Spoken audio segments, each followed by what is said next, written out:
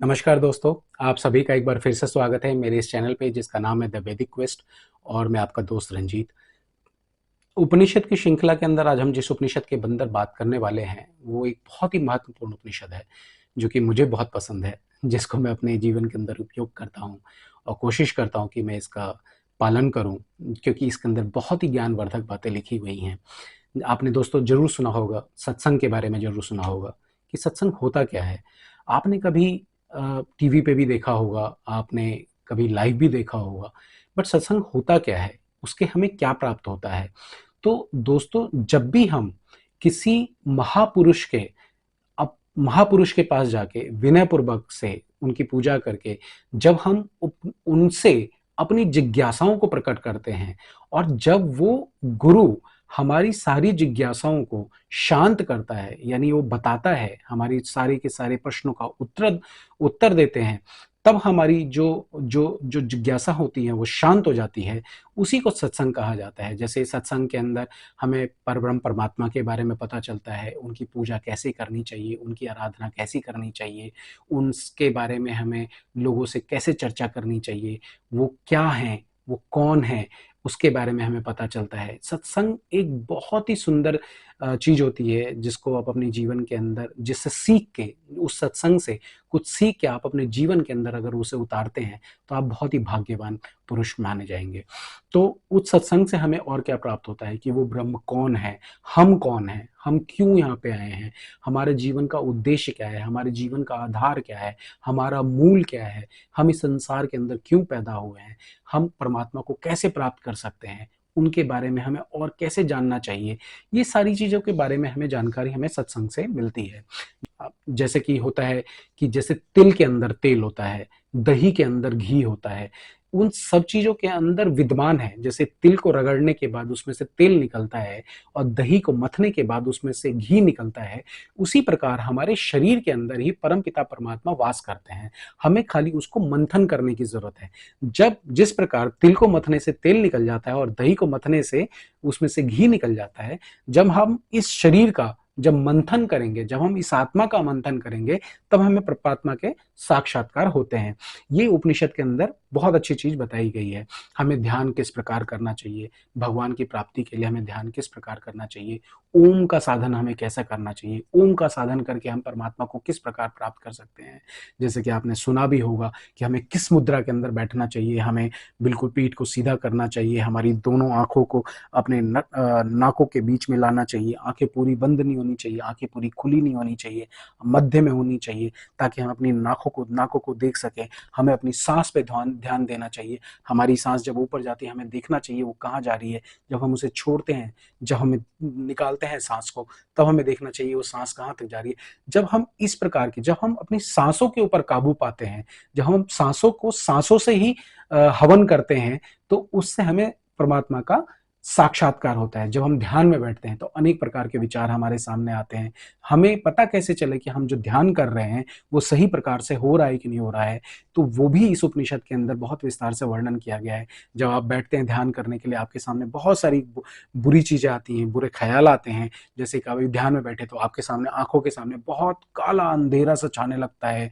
कभी आपके सामने ऐसा उजाला सा प्रतीत होने लगता है कि जैसे आप हजारों सूर्य आपके साथ एक ही साथ प्रकाशमान हो गए हों। कभी कभी आपको जुगनू सी जगमगाहट सी महसूस होती है, कभी आपको बहुत शीतलता महसूस होती है, कभी आपके शरीर में बहुत गर्माहट यानी ऊष्मा महसूस होती है। जब ये सारी चीजें आती हैं तब हमें महसूस होता है। इसका ये मतलब नहीं होता कि आपका ध्यान सही से नहीं हो रहा, इसका यही मतलब है कि आप ध्यान सही से कर रहे हैं, तभी ये सारी चीजें हो रही हैं। तो जब आपके सारे विचार, सारे गलत विचार आपके अंदर आके जब वो भस्म हो जाएंगे, तब आपके अंदर से एक शुद्ध, एक चेतन स्वरूप, आपका एक नया जन्म होता है। तब आप पूरी तरीके से परमात्मा के अंदर लीन होने के लिए तैयार होते हैं। मगर दोस्तों, ये अभ्यास बहुत समय तक करना पड़ता है, तभी जाके ये सब चीजें हो पाती हैं। अगर आप सोचें कि एक दिन में हो जाए तो वो नहीं संभव है। तो दोस्तों, इस तरह की बहुत सारी बातें इस उपनिषद के अंदर बताई गई हैं जो कि मुझे बहुत पसंद है। आप कृपया करके बने रहिए, वीडियो को पूरा देखिए, लाइक कीजिए, सब्सक्राइब कीजिए और अपने दोस्तों के साथ शेयर ज़रूर कीजिए, क्योंकि वीडियो ही एक ऐसा माध्यम होता है जिसके थ्रू लोग अच्छी तरीके से ज़्यादा चीज़ें जान सकते हैं, क्योंकि किताबों को पढ़ना लोगों के लिए पॉसिबल नहीं होता है आज के बिजी शेड्यूल के अंदर। वीडियो ही एक ऐसा माध्यम है जिसके अंदर आप बहुत सारी जानकारी प्राप्त कर सकते हैं। मैं कोशिश करता हूँ कि उपनिषद के अंदर जितनी भी ऑथेंटिकेटेड चीज़ें होती हैं, मैं आपके सामने वही पेश करूँ, क्योंकि मैं आपको अगर कुछ गलत बोलूँगा तो उसका कोई मापदंड नहीं रह जाएगा, उसका कोई वैल्यू नहीं रह जाएगा। जब तक आपको सही चीज़ों के बारे में आपको जानकारी नहीं होगी या सही चीज़ें नहीं बताई जाएँगी, आप भटकते रह जाएँगे। तो मैं उपनिषद के अंदर जो चीज़ें हैं, मैं आपके सामने वही रखता हूँ ताकि आपको बिल्कुल एक्यूरेट इन्फॉर्मेशन मिल सके। तो बने रहिए मेरे साथ, वीडियो को पूरा देखिए। Thank you. तो आइए दोस्तों, बात करते हैं श्वेताश्वर उपनिषद की। श्वेताश्वर उपनिषद जो है वो कृष्ण यजुर्वेद का अंग है। इसमें टोटल 6 अध्याय हैं और 113 मंत्र है। इस उपनिषद के का जो नाम है, इसके प्रवक्ता श्वेताश्वर ऋषि के कारण इसको प्राप्त होता है। इसमें मुमुक्षु सन्यासी के कारण ब्रह्म क्या है, अथवा इस सृष्टि का कारण ब्रह्म क्या है, अथवा हम कहाँ से आए हैं, किस आधार पर ठहरे हैं, हमारी अंतिम स्थिति क्या होगी, हमारे सुख दुख का हेतु क्या है, इत्यादि प्रश्नों के समाधान में ऋषि ने जीव जगत और ब्रह्म के स्वरूप तथा ब्रह्म प्राप्ति के साधन बतलाए हैं। और यह उपनिषद सीधे यौगिक अवधारणाओं की व्याख्या करता है। तो जैसा कि मैंने आपको बताया, इसके अंदर 6 अध्याय हैं। तो जिसका जो प्रथम अध्याय है उसके अंदर हमें क्या जानकारी मिलती है वो मैं आपको बताता हूँ। इस उपनिषद में, इस अध्याय में, यानी इस उपनिषद के इस पहले अध्याय के अंदर इस जगत के मूल कारण को जानने के प्रति जिज्ञासा भी व्यक्त की गई है। साथ ही ओमकार की साधना द्वारा परमात्म तत्व के साक्षात्कार किया गया है। काल, स्वभाव, सुनिश्चित कर्मफल, आकस्मिक घटनाएं, पंच महाभूत और जीवात्मा ये जगत के कारणभूत तत्व हैं या नहीं, इस पर विचार किया गया है। ये सभी इस जगत के कारण इसलिए नहीं हो सकते क्योंकि ये सभी आत्मा के अधीन है। आत्मा को भी कारण नहीं कहा जा सकता क्योंकि वह सभी सुख दुख के कारणभूत कर्म फल व्यवस्था के अधीन रहते हैं। केवल बौद्धिक विवेचन से ब्रह्म का बोध संभव है। यानी जब आप ध्यान करते हैं, यानी ब्रह्म का जब बोध होता है अपने ज्ञान के द्वारा, तभी आप ब्रह्म प्राप्ति कर सकते हैं। ध्यान के अंतर्गत आत्मचेतन द्वारा गुणों के आवरण को भेद कर उस परमात्म तत्व को अनुभव किया जा सकता है। जैसा कि मैंने आपको बताया था कि बहुत सारी चीजें आएंगी आपके सामने, आप उसको भेद कर जब आप परमात्मा तक पहुंच सकते हैं। संपूर्ण विश्व व्यवस्था एक प्रकृति चक्र के मध्य में घूमती रहती है, जिसके सत्व रज तम गुणों से 3 वृत्त प्राप्त हैं। पाप पुण्य 2 कर्म है। मोह रूप नाभि को केंद्र मानकर इसको चक्कर लगाते रहते हैं। इस ब्रह्मा चंद्र में जीव भ्रमण करता रहता है। इस चक्र के छूटने पर ही वह मोक्ष को प्राप्त करता है। उस परमात्मा को जान लेने पर ही इस चक्र से मुक्ति मिलती है। इस परम तत्व पर प्रत्येक जीव में यह परमात्मा जो है ये प्रत्येक जीव में स्थित है। मनुष्य अपने विवेक से ही उसे जान पाते हैं, यानी मंथन करके ही आप उसे जान सकते हैं। यह जीव और जड़ प्रकृति से परे परमात्मा है। ओमकार की साधना से जीवात्मा परमात्मा के संयोग कर पाता है। जिस प्रकार, जैसे मैंने आपको अभी उदाहरण दिया था, जिस प्रकार तिलों में तेल रहता है, दही में घी रहता है, यानी एक काष्ठ यानी लकड़ी का जो टुकड़ा होता है उसमें अग्नि पहले से ही विद्यमान रहती है। अगर उसमें अगर अग्नि पहले से अगर विद्यमान नहीं रहेगी और अगर हम माचिस से अगर लकड़ी को जलाने के लिए अगर जाएंगे, अगर उसमें अग्नि पहले से विद्यमान नहीं रहेगी तो वो नहीं जलेगी। इसी प्रकार काष्ठ के अंदर, लकड़ी के अंदर पहले से ही अग्नि विद्यमान रहती है। जो जल का जो स्रोत होता है या जो सूखी नदी होती है, उसको जब हम खोदते हैं तो उसके अंदर हमें जल का स्रोत भी महसूस पता चलता है, यानी उस सूखी हुई नदी के अंदर भी जल का स्रोत होता है। उसी प्रकार आत्मा हमारे अंतःकरण में छिपा रहता है, जिसमें हमें उसे मंथन करके ही आत्मा के स्वरूप को पहचाना जा सकता है। इसके प्रथम अध्याय के अंदर ये सारी बातें कही गई हैं। इसका जो दूसरा अध्याय है, इस अध्याय में ध्यान योग द्वारा साधना पर बल दिया गया है योग साधना प्राणायाम विधि द्वारा जीवात्मा और परमात्मा का संयोग होता है। जब अब मैंने आपको बताया कि आपको किस प्रकार बैठना चाहिए, आंखें बंद रहनी चाहिए, खुली रहनी चाहिए, कहाँ पे ध्यान रहना चाहिए, तो ये सारी की सारी क्या है, ये आपका प्राणायाम की विधि होती है। इस संयोगावस्था को प्राप्त करने के लिए साधक सूर्य की उपासना करते हुए ध्यान योग का सहारा लेता है। वह स्वच्छ स्थान पर बैठकर प्राणायाम की विधि से अपनी आत्मा को जागृत करता है, उसे ब्रह्मरंध्र में स्थित ब्रह्म शक्ति तक उठाता है। यानी जब आप सांस लेते हैं और जब सांस छोड़ते हैं, तो जब हम सांस लेते हैं तो हम देखते हैं वो सांस कहाँ तक जाई है, वो ब्रह्मरंध्र तक जाती है, उसका लास्ट वही होता है, वहां तक उठाना हमें पड़ता है, तभी हम अपने सांस के ऊपर कंट्रोल कर सकते हैं। इंद्रियों की समस्त सुखाकांक्षाएं, यानी जितनी भी सुख की आकांक्षाएं होती है, वो अंतःकरण से ही जन्म लेती हैं। उन्हें नियंत्रित करके ही ओमकार की साधना करनी चाहिए। हमें अपनी इंद्रियों को नियंत्रित करके, पहले हमें इंद्रियों के ऊपर नियंत्रण करना चाहिए। जब हमारी इंद्रियों पे नियंत्रण हो जाएगा, फिर हमें मन के ऊपर नियंत्रण करना चाहिए। जब हमारा मन नियंत्रित महसूस होता है, तभी हमें ओमकार की साधना करनी चाहिए, अन्यथा वो सारी की सारी विफल हो जाएगी।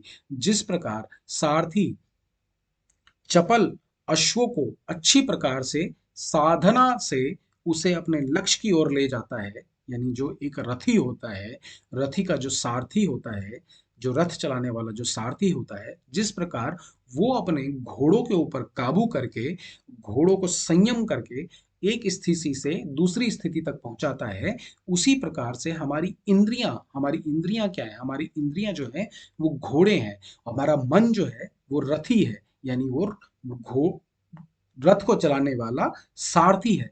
तो हम जब अपने मन के द्वारा अपनी इंद्रियों पे नियंत्रण कर लेते हैं, तभी हमारी एक स्थिति से हम दूसरी स्थिति में पहुंच सकते हैं। इसके ऊपर इसके अंदर बात की गई है। जो साधक पंच महाभूतों से युक्त गुणों का विकास करके योग योग द्वारा शरीर को धारण कर लेता है, उसे ना तो रोग सताता है, ना ही वृद्धावस्था प्राप्त होती है, उसे अकाल मृत्यु भी प्राप्त नहीं होती है। योग साधना से युक्त साधक आत्म तत्व के द्वारा ब्रह्म तत्व का साक्षात करता है। वो संपूर्ण तत्वों में पवित्र उस परमात्मा को जानकर सभी प्रकार के विकारों से मुक्ति प्राप्त कर लेता है। इसके दूसरे अध्याय के अंदर ये बातें बताई गई हैं। तीसरे और चौथे अध्याय के अंदर जगत की उत्पत्ति, स्थिति, संचालन और विलय के सामर्थ्य, परमात्मा की शक्ति की सर्वव्यापकता को वर्णित किया गया है। उसे नौ द्वार वाली पुरी में इंद्र विहीन होते हुए भी सभी प्रकार के समर्थ, लघु से लघु, महान से महान कहा गया है।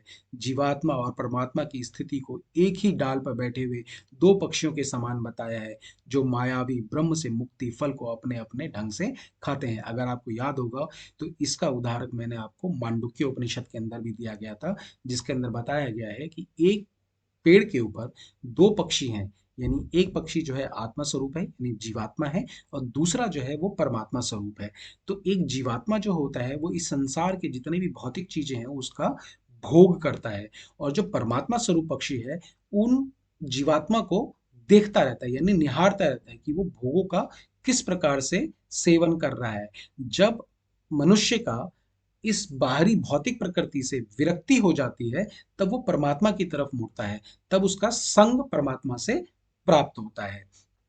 यहाँ पे उसी के बारे में बात की जा रही है। संपूर्ण शक्तियों और लोक प्रशासन करने वाला उस मायावी ब्रह्म को जो जान लेता है, उसे सृष्टि का नियामक समझ लेता है, वह अमर हो जाता है। जो जानता है कि ये परब्रह्म परमेश्वर ही सब कुछ है, इसके अलावा और कुछ भी नहीं है, यहाँ छोटी से छोटी, एक छोटे से छोटे कण के अंदर और एक बड़े से बड़े ब्रह्मांड के अंदर भी उस परम पिता परमात्मा का वास होता है।